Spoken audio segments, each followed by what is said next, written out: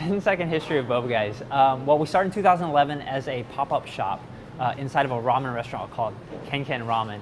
And we were just starting out. We still had our day jobs, and we were making boba a little bit different than what people were used to. So we were using really high quality ingredients. Strauss organic milk, we were using really high quality teas, and we made our own boba. And so it was really different than what people were kind of used to, which was the artificial flavors and powders. And so it kind of really took off from there. Nice. When did you know that you had found the perfect boba recipe? Oh, okay. Well, we kind of started a little bit weird because, you know, a lot of people that start with a food company, they're either trained chefs, they went to culinary school, you know, they had parents or family members that taught them how to cook. But Andrew was from a restaurant family, but we've never really worked in restaurants ourselves. But we had a shared love of boba. We grew up in, we were one of the only Asians in our towns. And but we grew up drinking boba because we would go into the city and drink boba. And so for us, when we were like, oh, how come no one's done like a high-end, next level quality version of this thing that we love, the idea went off in our heads. But the way we actually got to how to make boba was we originally had this like big spreadsheet. And what we would do is we would plot every variable to test. So we would say how long to cook the boba, how long to steep the teas. And we would drink teas over and over and over and over and over until we were like, and do blinds and double blind tests, and I kind of jot down the results. And ultimately and then we would just get headaches from all the caffeine. But after all these cups, endless cups of boba, that's actually how we got to our first 3 flavors, which eventually expanded into the menu that we have now. That's awesome. That's so cool to hear. Of the first 3 flavors, are they all still on the menu? Oh yeah. So it was classic, jasmine, and soy, and those were the only drinks that we could come up with at the time. But at our pop-up, every week we would start a new flavor, and so we would be like, okay, we're testing this horchata because we're in the Mission District, and let us know what you think. And it would go through all these iterations.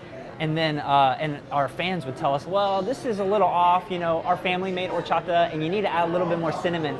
And so so we would just keep iterating on it until we got to a final recipe. So you took the feedback and incorporated the I wouldn't say critique, but like all the feedback from your customers. Yeah, absolutely. And it's I think we ran a restaurant a little bit different, a cafe different than what people have done in the past. It used to be like you would start a restaurant and you were the chef and the food goes out and that's the end of it. Whereas we took a more of a kind of a social experiment approach and kind of almost like a startup where we have this little product. This is very San Francisco. We have this little product. Yeah. Try it out, give us your feedback, and let us know how we can make it better because no one's really done this type of thing before. So launch first, iterate later. Yeah, exactly, which is really weird for food, but I think more and more people are embracing that. Yeah, so your first location was the Mission. Yep. Second location was? Union Square. And third location? And the third location is where we're at now, which is Hayes Valley. And we call this our flagship store. This is what our dream was to build. And it's not a slight to our first 2 stores. They're a little bit scrappier. This is the one where we're like, okay, all right, we've made some money and we want to put it into our everything into our flagship store, the one that we can really show off, bring our friends to. Because in our first 2 stores, they're so tiny that you can't even meet friends there. You come in, you come out.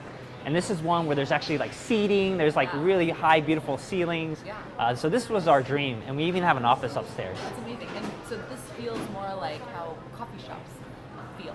Yes. Yeah. So that's what we. A lot of people are asking us. What's your opinion about these other boba places?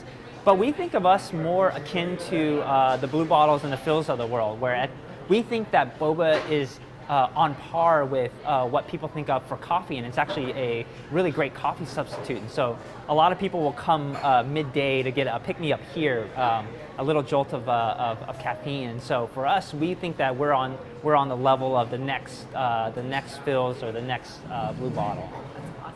So this is your flagship store. Yep. Did you always have your eye on Hayes Valley to create the flagship? Yeah, I think so. The thing is, we were really wanting to be in Hayes Valley, and we wanted to be close to the action. Andrew and I met at this company called Timbuktu, my business partner and I, and so they had a small store here in Hayes Valley, and so we'd always known the neighborhood, and we'd always loved the neighborhood, and we wanted to be on Hayes Street, but because we were a small, scrappy startup, we couldn't afford to be on Hayes. And so, but we wanted to be in the neighborhood, and so we were always looking, and this was 8 Octavia was a brand new development, and it had this like beautiful corner, and it was away from the action. But we really believed in the neighborhood, and we also believed in our brand, and we thought that if we just had one big statement piece, that maybe people would come, and that's ultimately what people have done. Yeah, obviously people are coming. Yeah. So earlier you mentioned testing teas. Yes. Can you tell us a little bit about your other company? Yeah. About, a little bit more about tea.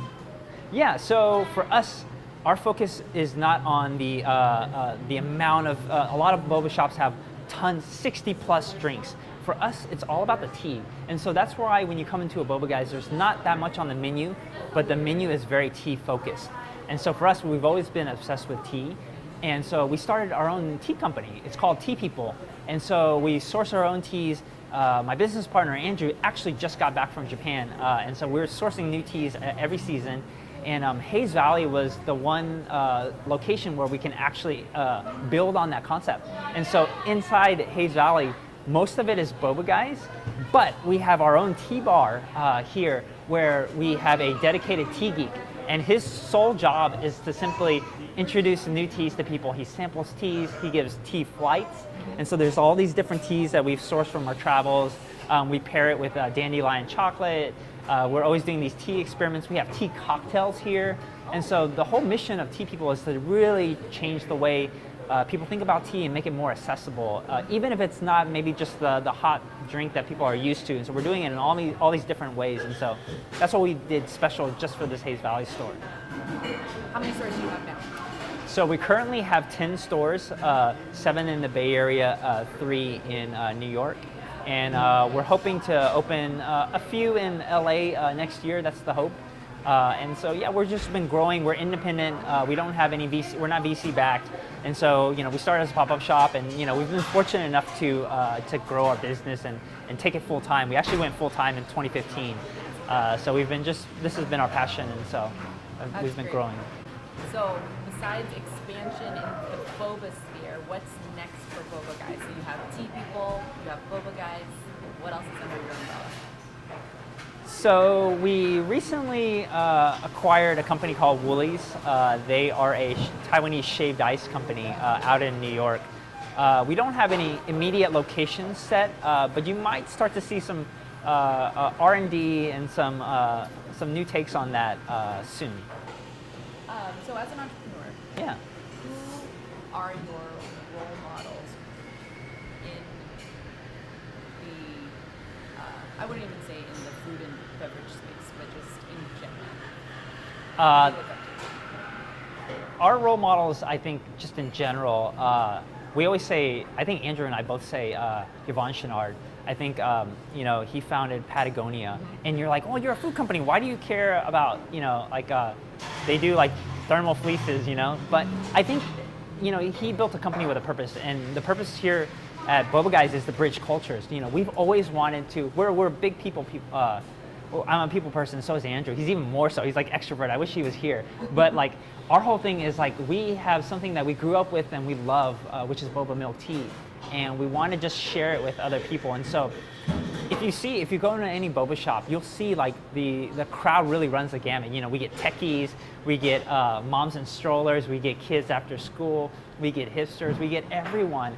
And a lot of it is because it's not just for one type of person. It's for people that like a quality drink, like something that's fun. I mean, you can't take boba very seriously because it's like tapioca balls, So it's just a really cool thing that we can share with other people. And so our whole mission has been bridge cultures. And how that ties back to Patagonia is that, their whole mission is to make a company that is not only sustainable and good for the environment, and has the environment in mind, but his whole, we were just so inspired. He has a famous book called Let My People Go Surfing, but his whole aim was to build a 100-year-old company. And when you say that out loud, and when you tell your employees that you're going to build a 100-year-old company, that has so much weight to it, because what it ends up doing is it shapes decisions you make. And so you don't make these shortcuts that are readily available. There's opportunities to take shortcuts every single day. To make more money or to do things with a short-term vision. But when you're a long-term vision, and our whole thing is bridge cultures, you can't do that overnight. It takes dialogue, it takes education, it takes people trying it a couple times. And so for us, it helps clarify like what we're here to do. And so our whole goal has been to try to build a 100-year-old company. And so that's why, Yvon Chouinard is just a real hero in our books, and that's why we look up to Patagonia.